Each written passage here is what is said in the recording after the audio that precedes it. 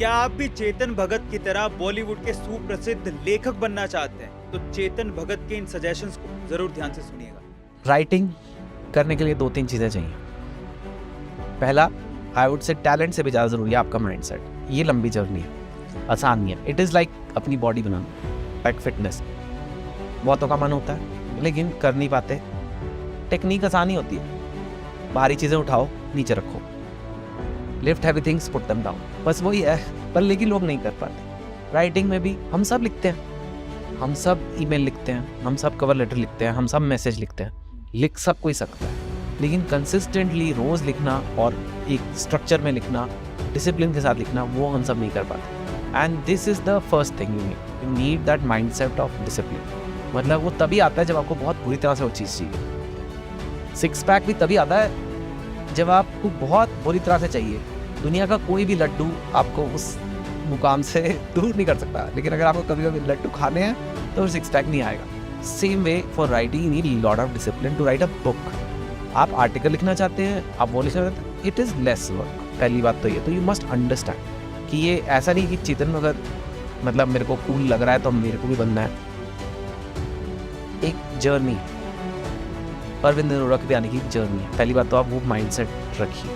दूसरी बात, you must read. बहुत से लोग कहते हैं आई डोंट रीड। मैं ना पढ़ता नहीं हूँ, मैं फिल्में देखता हूँ, मैं वीडियो देखता हूँ, मैं यूट्यूब देखता हूँ, मैं इंस्टाग्राम देखता हूँ। गलत कर रहे हो तुम। Even if you don't want to become a writer, मैं तो ये कहता हूँ अगर आपको राइटर नहीं भी बनना है, यू मस्ट रीड।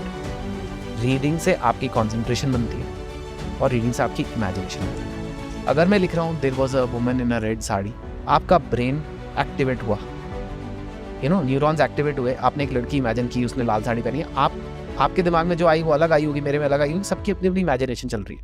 अब आपने टीवी सीरियल देखा या वेब सीरीज देखा जिसमें एक लाल साड़ी में लड़की आई, अब मैं तो ये देखता हूँ बट आपके ब्रेन ने कोई उसमें काम नहीं किया, आपके चीज़ परोस दी गई आप। सो आपकी इमेजिनेशन नहीं बनेगी।